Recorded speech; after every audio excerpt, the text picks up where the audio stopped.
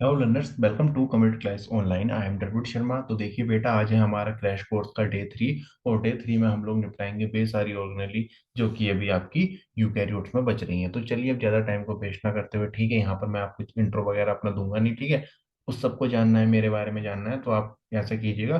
Crash course का जो हमने स्टार्टिंग का वीडियो बनाया था ना, डे 1 से पहले क्या बनाया था, ये आपको एक इन्फॉर्मेशन देने के लिए वीडियो बनाया, तो उसमें मैंने सारी चीज़ें शेयर कर दी हैं।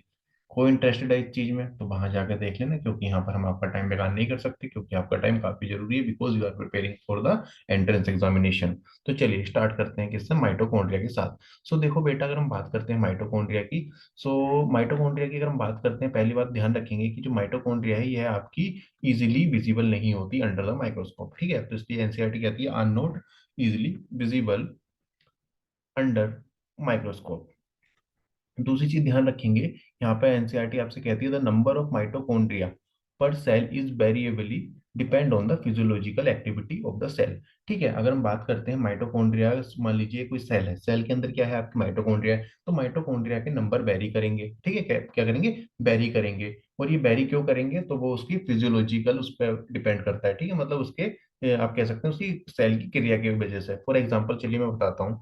जैसे अगर हम बात करते हैं, किसकी, हार्ट की बात करते हैं, और हम स्पर्म की बात करते हैं, और हम किसकी बात करते हैं, मसल सेल की बात करते हैं। तो चलिए यहाँ पे ध्यान रखिए, जैसे हार्ट हो गया, स्पर्म हो गया, मसल सेल हो गया, ठीक है।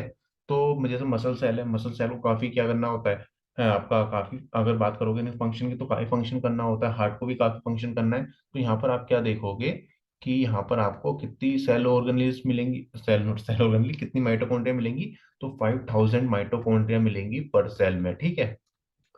पर सेल में कितनी माइटोकॉन्ड्रिया, 5000। वहीं अगर हम बात करते हैं किसकी, आरबीसी की, तो आरबीसी में आपको क्या देखने के लिए मिलती है, कोई माइटोकॉन्ड्रिया नहीं देखने मिलती। अब एक सवाल मेरा आपसे ये है कि आरबीसी में कोई माइटोकॉन्ड्रिया क्यों नहीं मिल रही। तो देखो उसके पीछे का रीजन क्या है।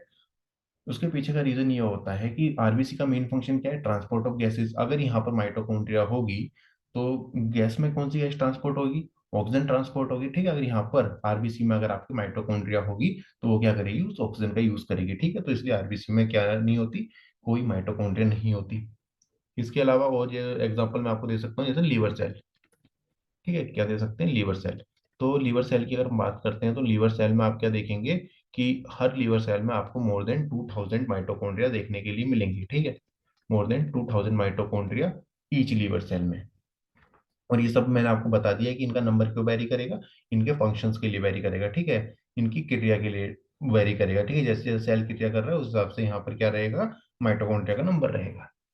अगर हम बात करते हैं और इसके बारे में, सो आप ध्यान रखेंगे कि इसकी जो शेप होती है कैसी होती है, तो ये आपका सोसेज लाइक शेप हो सकती है, या सिलेंड्रिकल शेप हो सकती है। इसके अलावा डायमीटर आपका 0.2 से लेकर 1 माइक्रोमीटर तक का हो सकता है, और लेंथ इसकी 1 से लेकर आपका 4.1 माइक्रोमीटर तक हो सकती है, ठीक है।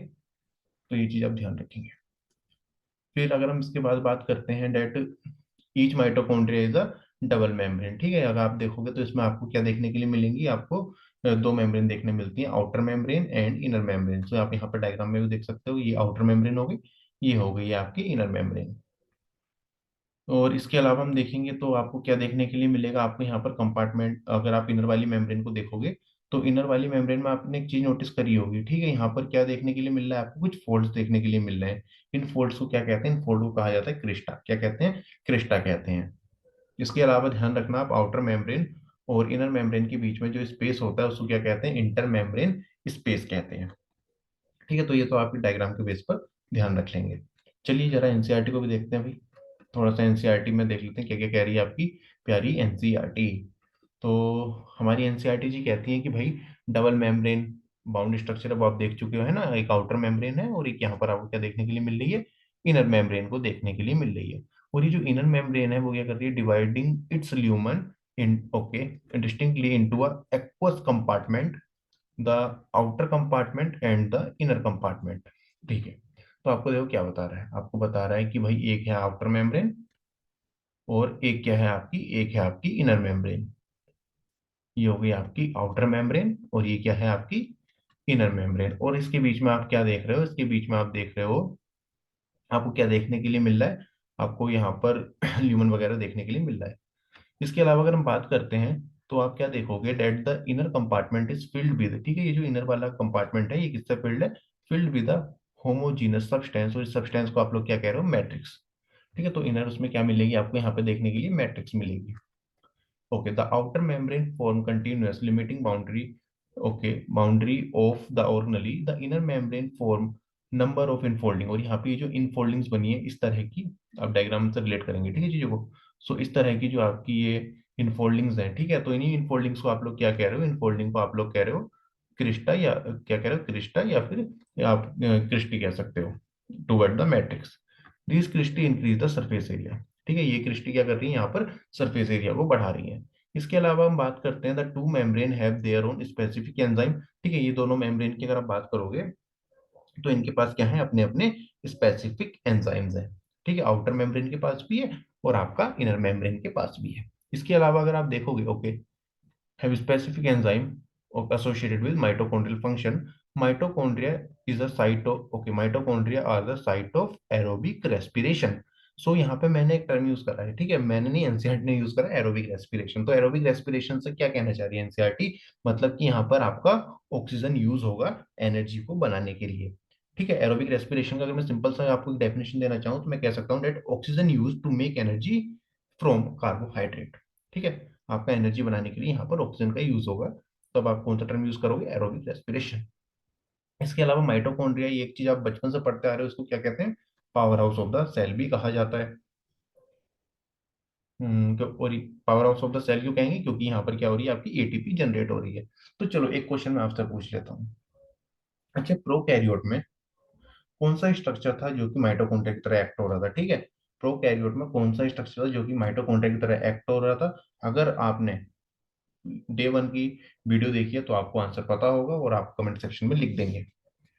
इसके अलावा अगर हम बात करते हैं, और यहाँ पे क्या दे रखा है, the matrix also पजेज a single circular DNA molecule and a few RNA molecule and ribosome, और राइबोसोम कौन सा मिलेगा, 70s। देखो एक चीज ध्यान रखना यूकैरियोट में, सो यूकैरियोट में अगर आपका राइबोसोम है, ठीक है, यूकैरियोट में अगर आप राइबोसोम पढ़ोगे तो यहाँ पर आपको दो तरह के राइबोसोम मिलेंगे, आपको यहाँ पर 80s भी मिलेगा और यहाँ पर आपको 70s भी मिलेगा।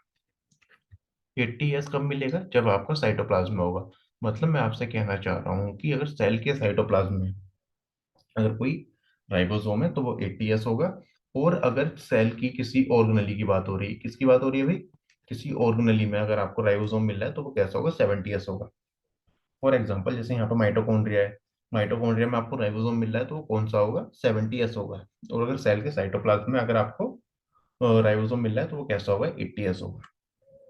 इसके अलावा डीएनए मॉलिक्यूल है, और कैसा डीएनए मॉलिक्यूल है, सिंगल सर्कुलर डीएनए मॉलिक्यूल मिल रहा है आपको, किसमें, माइटोकॉन्ड्रिया में। कुछ आरएनए के मॉलिक्यूल मिल रहे हैं और राइबोसोम मिल रहा है। And the component require for synthesize, okay, and the component require for the synthesize of protein. Okay, the mitochondria is divided by fission, ठीक है, कैसे डिवाइड होता है, बाय द फिजन। तो आप ये चीजों को यहाँ पर ध्यान रखेंगे, और थोड़े से कुछ एक्स्ट्रा पॉइंट हैं जो कि मैं अभी आपको यहाँ पर बताऊंगा, उसको भी आप लोग नोट कर लो। थोड़े से हम लोग यहाँ पर कुछ पॉइंट्स बनाएंगे, ठीक है, तो ध्यान रखोगे कि अगर हम बात कर रहे हैं माइटोकॉन्ड्रिया की, तो इसमें ये तो आप जान गए हो कि डबल मेम्ब्रेन है, आउटर मेम्ब्रेन है, और आपकी क्या है, इनर मेम्ब्रेन है। सो यहाँ पर थोड़े थोड़े पॉइंट्स इन दोनों के बारे में ध्यान रखेंगे, तो मैं यहाँ पर कंपेयर करते हुए चलूंगा। सबसे पहले अगर मैं बात करता हूँ आउटर मेम्ब्रेन की, तो यहाँ पर आप क्या देखोगे कि यहाँ पर जो प्रोटीन है, ठीक है, यहाँ पर जो फोस्फोलिपिड है, क्या है आपका, फोस्फोलिपिड है। ठीक है, इसका जो रेशियो होता है वो कितना होता है, 1:1। कितना होता है, आउटर मेम्ब्रेन में आपका प्रोटीन और फोस्फोलिपिड का रेशियो होता है 1:1। वहीं अगर हम बात करते हैं इनर मेम्ब्रेन में, सो प्रोटीन और फोस्फोलिपिड का जो रेशियो होता है वो कितना होता है, 3:1। तो आप ये चीज ध्यान रखेंगे, ठीक है, ये किसके लिए हो गया, प्रोटीन के लिए, और ये किसके लिए हो गया, ये हो गया फोस्फोलिपिड के लिए। दूसरी चीज आप क्या ध्यान रखोगे कि इसके अलावा आपको क्या देखने मिलेंगे कि जो आउटर मेम्ब्रेन होते हैं यहाँ पर आपको पोरिन देखने के लिए मिलते हैं, ठीक है, इसमें पोरिन प्रेजेंट होते हैं। वहीं इसमें जो है पोरिन क्या होते हैं, एब्सेंट होते हैं। क्या होते हैं भाई, यहाँ पर पोरिन एब्सेंट होते हैं। नंबर 3 अगर हम बात करते हैं, तो आपने जैसे भी स्ट्रक्चर में भी देखा था, ठीक है, आउटर मेम्ब्रेन पर आपको क्या नहीं देखने मिल रहे थे, तो यहाँ पर आपको क्रिस्टा देखने के लिए नहीं मिल रहे थे, है ना। नहीं देखने मिल रहे थे। लेकिन अगर हम बात करते हैं इनर मेम्ब्रेन पर, आपको देखने के लिए मिल रहा है। क्रिस्टा का मतलब कुछ नहीं है, क्रिस्टा का मतलब क्या है, इनफोल्डिंग ऑफ मेम्ब्रेन को यहाँ पर क्रिस्टा कह रहे हैं, ठीक है। और आप जानते हैं कि इनफोल्डिंग यहाँ पर माइटोकॉन्ड्रिया में इनर मेम्ब्रेन पे मिलती है, आउटर पे नहीं मिलती। चलिए जी। फिर इसके बाद अगर हम बात करते हैं तो आप क्या देखोगे यहाँ पर, कि यहाँ पर आपको जो है इलेक्ट्रॉन ट्रांसपोर्ट चेन देखने के लिए नहीं मिलती, आउटर मेम्ब्रेन पे आपको ईटीसी देखने के लिए नहीं मिलेगी। वहीं अगर हम बात करते हैं इनर मेम्ब्रेन पर, तो यहाँ पर आप क्या देखोगे, यहाँ पर आपका ईटीसी क्या होगा, प्रेजेंट होगा, ठीक है। यहाँ पर ईटीसी आपका प्रेजेंट रहता है। तो ये सारी चीजें आप लोग यहाँ पर ध्यान रखेंगे। अगर आपको मेरे बैकग्राउंड में काफी सारी नॉइज आ रही होंगी तो उसके लिए आई एम वेरी सॉरी, ठीक है। हम लोग भी इसमें कुछ नहीं कर सकते। तो चलिए देखिए, अभी हम बात करते हैं, ठीक है। अभी तो हम लोग यहाँ पे कोर्स की तरफ कोई फोकस करेंगे। तो हम इन सारी चीजों से क्या नहीं होने वाले, हम लोग डिस्ट्रैक्ट नहीं होने वाले, और हम इस सेशन को अभी के अभी क्या करेंगे, पूरा रिकॉर्ड करेंगे और आप तक हम लोग कंटेंट को डिलीवर करेंगे। ये हमारी पहली प्रायोरिटी है, ठीक है। तो मैं भी इन सारी चीजों को, जो पीछे डिस्टर्बेंस आ रहा है, इसको नेग्लेक्ट कर रहा हूँ। आई होप और आप भी करोगे, ठीक है, आपको भी करना है साथ साथ। तो चलो, और थोड़ी सी बातें आप लोगों को यहाँ पर ध्यान रखनी है, तो कुछ नोट पॉइंट आप लोग यहाँ पर बना दोगे। सो आपको देखिए एंजाइम ध्यान रखने हैं। एक एंजाइम होता है आपका एटीपी सिंथेस एंजाइम, ठीक है। कौन सा एंजाइम होता है आपका, एटीपी सिंथेस एंजाइम।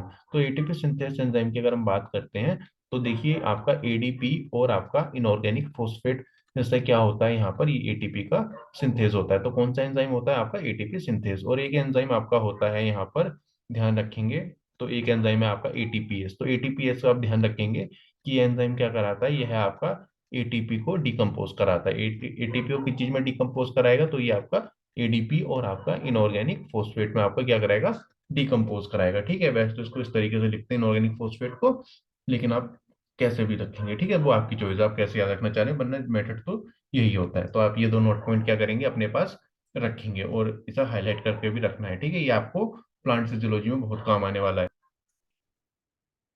तो चलिए अब हम यहाँ पर देखें किसके बारे में, हम यहाँ पे अब पढ़ेंगे प्लास्टिक के बारे में, ठीक है। प्लास्टिक के बारे में देखिए, पहली लाइन आपकी एनसीईआरटी की सबसे ज्यादा इंपॉर्टेंट लाइन है, और यहाँ पर ये लाइन क्या कह रही है, that plastid are found in all plant cell and euglenoid. तो यहाँ पर आप लोग क्या करेंगे, यूग्लिनोइड को हाईलाइट कर लेंगे। देखिए प्लांट सेल तो आपके याद रह जाएगा, ठीक है। प्लास्टिड सुनोगे प्लांट सेल में, तुरंत स्ट्राइक करेगा कि हाँ भाई प्लांट सेल है, प्लास्टिड है, और यूग्लिनोइड में भी होता है। ये चीज आपको ध्यान रखनी पड़ेगी। और आप मेरे को कमेंट सेक्शन में ये बताओगे कि यूग्लिनोइड किस में आता है, क्या ये आपका प्रोटिस्ट में आता है, क्या ये आपका एनिमल में आता है, या ये आपका प्लांट में आता है, या फिर ये आपके प्रोकैरियोट्स में आता है, या मतलब मोनेरा में आता है, ठीक है। तो ये अब आपका एक टास्क है छोटा सा, कि यूग्लिनोइड किस में आते हैं, ठीक है। इसके अलावा अगर हम बात करते हैं, तो देखिए जो आपके प्लास्टिड है, ये आपके इजीली ऑब्जर्व हो जाते हैं माइक्रोस्कोप के अंदर। अब इजीली आपके माइक्रोस्कोप के अंदर हो रहे हैं, विजिबल हो रहे हैं, तो इसका मतलब है कैसे होंगे, लार्ज होंगे। अगर हम बात करते हैं तो फिर ये आपके कुछ आपके प्लास्टिड ऐसे हैं जो कि क्या करते हैं, जो कि आपके आप बता सकते हैं स्पेसिफिक पिगमेंट हैं, इसके अलावा कलर वगैरह प्रोवाइड करते हैं प्लांट को। So based on the type of the pigment, plastid को तीन कैटेगरी में बांटा गया है, ठीक है। सो मैं आपके से कह सकता हूँ कि यहाँ पर आपको क्या पढ़ना है, plastid are divided into three category. एक है आपकी क्लोरोप्लास्ट, क्या है भाई, एक है आपकी क्लोरोप्लास्ट, एक है आपकी क्रोमोप्लास्ट, और एक है आपकी ल्यूकोप्लास्ट, ठीक है। तो ये तीन हो गई, क्लोरो, क्रोमो और आपकी ल्यूकोप्लास्ट। अगर हम सबसे पहले बात करते हैं क्लोरोप्लास्ट की, तो क्लोरोप्लास्ट में आपको क्या देखने के लिए मिलेगा, तो आपको यहाँ पर देखने के लिए मिलेगा, तो ये क्या कंटेन करता है, क्लोरोफिल कंटेन करता है। और ये क्या कंटेन करता है, ये है आपका कैरोटीनॉइड पिगमेंट कंटेन करता है, ठीक है। सो कैरोटीनॉइड पिगमेंट और आपका क्लोरोफिल आपका कौन कंटेन करेगा, क्लोरोप्लास्ट करेगा। और इसके अलावा अगर हम बात करते हैं किसकी, क्रोमोप्लास्ट की अगर हम बात करते हैं, तो क्रोमोप्लास्ट जो आपका ये क्रोमोप्लास्ट है, ठीक है, ये क्या करता है, ये फैट सोल्यूबल कैरोटीनॉइड पिगमेंट करता है, ठीक है। और आपका फैट सोल्यूबल कैरोटीनॉइड पिगमेंट, जैसे फॉर एग्जांपल आप क्या कह सकते हो, कैरोटीन, क्या ये कंटेन करेगा, ये कैरोटीन। और आपका जेंथोफिल आपको किस में देखने के लिए मिलेगा, क्रोमो में देखने के लिए मिलेगा। किस में देखने के लिए मिलेगा भाई, ये आपको देखने के लिए मिलेगा क्रोमोफिल में। फिर इसके अलावा अगर हम बात करते हैं ल्यूकोप्लास्ट की, तो ल्यूकोप्लास्ट की अगर आप बात करोगे, तो ये कैसा होता है, ये होता है आपका, पहली बात ध्यान रखेंगे, कलरलेस प्लास्टिड है। इसके अलावा ये क्या करता है, आपका न्यूट्रेंट वगैरह को स्टोर करता है, और इसे आगे डिवाइड कर रखा है, ठीक है। लेकिन उस चीज में जाने से पहले हम लोग देख लेते हैं कि एक सबसे पहले क्लोरोप्लास्ट को देख लेते हैं, कि भाई ये क्लोरोप्लास्ट जो है इसका फंक्शन क्या है। सो आप ये बताओगे कि ये क्या करता है, ये क्या करता है, ये करता है ट्रैप करता है किसे, लाइट को। किसे ट्रैप करता है भाई, ये ट्रैप करेगा लाइट को। और ये लाइट को ट्रैप करना क्यों जरूरी है, क्योंकि फोटोसिंथेसिस का प्रोसेस आप लोग जानते हैं, ठीक है। सो ये क्या कर रहा है, आपका लाइट एनर्जी को ट्रैप कर रहा है, फोटोसिंथेसिस की प्री उसकी हिंदी में क्या कहते हैं, प्रक्रिया के लिए, हाँ प्रोसेस के लिए, ठीक है। तो ये फोटोसिंथेसिस क्या के लिए क्या करेगा, लाइट एनर्जी को ट्रैप करेगा। फिर इसके बाद अगर हम बात करते हैं क्रोमोप्लास्ट की, तो क्रोमोप्लास्ट में आपको कैरोटीन, ठीक है, ध्यान रखोगे अगर मैं कह रहा हूँ कैरोटीन, तो कैरोटीन क्या है, आपका फैट सोल्यूबल कैरोटिनॉइड पिगमेंट है, ठीक है, और आपका जेंथोफिल है, ठीक है, ये तो ये दोनों चीजें हैं। और इसका जो फंक्शन है, ठीक है, इसका फंक्शन क्या है कि ये क्या करता है, ये है आपका प्लांट्स के पार्ट को कलर प्रोवाइड करता है, ठीक है, तो मैं कह सकता हूँ कि that provide colour to part, किसे और कलर किसे प्रोवाइड कर रहा है, प्लांट के पार्ट्स को, ठीक है, किसे, प्लांट के पार्ट को। इसके अलावा हम बात करते हैं ल्यूकोप्लास्ट की, तो ल्यूकोप्लास्ट कैसा है आपका, ये आपका है कलरलेस प्लास्टिड, कैसा है भाई, कलरलेस प्लास्टिड है। और ये आपका कलरलेस प्लास्टिड है, और इसका जो फंक्शन होता है ल्यूकोप्लास्ट का, तो आप ध्यान रखोगे ल्यूकोप्लास्ट का फंक्शन क्या होता है कि भाई ये क्या करता है, यह न्यूट्रिएंट को स्टोर करता है, किसे स्टोर करता है भाई, यह न्यूट्रिएंट को स्टोर करता है। और इसे आपने फिर से तीन कैटेगरी में बांट दिया, एक तो है आपका अमाइलोप्लास्ट, एक है आपका इलियोप्लास्ट, और एक हो रहा है आपका, ठीक है, जिसको बारे में अभी हम देखेंगे, ठीक है। तो सबसे पहले अगर मैं आपसे किसकी बात कर लूँ, यहाँ पर अगर मैं बात कर लेता हूँ यहाँ पर, तो थोड़ा सा हम लोग क्या करते हैं, शीट को ऊपर कर लेते हैं, चलिए। यहाँ पर भी आपको शायद नहीं दिख रहा, ठीक है। सो अगर हम बात कर रहे हैं किसकी, अगर हम बात करते हैं अमाइलो की, ठीक है, तो अमाइलो क्या चीज को स्टोर करेगा, सो ये स्टोर करेगा आपका कार्बोहाइड्रेट को, किसको स्टोर करेगा भाई, ये स्टोर करेगा आपके कार्बोहाइड्रेट को। अगर हम बात करते हैं इलियोप्लास्ट को, तो इलियोप्लास्ट की चीज को स्टोर करता है, ऑयल को स्टोर करता है, फैट को स्टोर करता है, और एक और होता है आपका जिसको कहते हो आप ऑल यूरोप्लास्ट, और एक ही चीज को स्टोर करता है, यह स्टोर करता है प्रोटीन को, ठीक है। और ये आप में इस तरीके से क्या करेंगे, प्रॉपर एक टेबल बना लेंगे, ठीक है, मैंने गंदा सा बनाया, एग्री कर रहा हूँ, आप क्या करोगे, साफ सुथरा इसे वो बना लोगे। तो चलो, ये सारी बातें जो मैंने अभी आपको बताई हैं इस टेबल में, अब हम देखते हैं एनसीईआरटी में किस तरीके से दी गई है। तो एनसीईआरटी यहाँ पर चलिए, आइए एनसीईआरटी की तरफ। एनसीईआरटी आपसे कहती है भाई, यहाँ पर आपको, okay, these pigment of plastic can be classified into chloroplast, chromoplast, leucoplast. Chloroplast chlorophyll contain करता है, कैरोटीनॉइड पिगमेंट को कंटेन करता है, और ये किसके लिए रिस्पॉन्सिबल है, ये लाइट एनर्जी को ट्रैप करने के लिए रिस्पॉन्सिबल है, और ये चीज में रोल प्ले करेगी, फोटोसिंथेसिस में रोल प्ले करेगी। वहीं क्रोमोप्लास्ट की बात करते हैं, तो इसमें फैट सोल्यूबल आपको कैरोटीनॉइड पिगमेंट में देखने के लिए मिलेंगे, जैसे आपकी कैरोटीन, जेंथोफिल, ओके। और ये क्या करती है, ये है आपकी जो है प्लांट के पार्ट्स को क्या कर रही है, कलर प्रोवाइड कर रही है। तो यहाँ पे इस तरीके से लिख दिया इन लोगों ने, ठीक है, मतलब इन्होंने अपने तरीके से लिखा है, मैंने अपने तरीके से बात को बता दिया है, मतलब सेम ही है, ठीक है। ल्यूकोप्लास्ट के बारे में एनसीईआरटी क्या कहती है भाई, कलरलेस प्लास्टिड है, और ये आपका वेरी करता है शेप और साइज में, लेकिन फंक्शन क्या है, न्यूट्रिएंट को स्टोर करता है। अमाइलोप्लास्ट किसको स्टोर कर रहा है, कार्बोहाइड्रेट को। इलियोप्लास्ट किसे स्टोर कर रहा है, ऑयल और फैट को। और यूरोप्लास्ट किसको आपका स्टोर कर रहा है, प्रोटीन को स्टोर कर रहा है। तो आप यहाँ पर इसे चाहो तो टेबल के फॉर्मेट में बना के रखो, तो आपको क्या रहेगा, बेनिफिट रहेगा एग्जामिनेशन टाइम में, ठीक है। सीधा चार्ट रहेगा, तो आप जो है, ठीक है, चार्ट अगर आपके पास तैयार है, तो आप इजीली उस चीज को देख सकते हो। रिवीजन के लिए सबसे अच्छी ये रहता है कि अगर आपके पास फ्लो चार्ट बने हैं तो। इसके बाद चलो देखते हैं किसके बारे में, और देखते हैं क्या क्या एनसीईआरटी ने यहाँ बता रखा है। चलिए, आपका ये जो बचा हुआ टॉपिक है, हम लोग इसको कल करेंगे, ठीक है। आज थोड़ा सा कुछ नेटवर्क इशू भी बार बार हो रहा है, ठीक है, इसके कारण रिकॉर्डिंग में भी प्रॉब्लम्स हो रही हैं। तो आई प्रॉमिस कि कल का जो लेक्चर होगा, ठीक है, डे 4 में आप इस चैप्टर को फिनिश कर चुके होगे। तो चलिए, आज के इस लेक्चर को, छोटा सा लेक्चर हुआ है इसके लिए, चलिए अब जैसा भी हुआ है हुआ तो है, ठीक है, जरूरी है करना। तो चलिए, आज का जितना भी लेक्चर रहा है, हम आज के लेक्चर को यहीं पर एंड करते हैं। आई होप कि आपकी पढ़ाई अच्छे से चल रही होगी। इसी के साथ चलिए, thank you and all the best.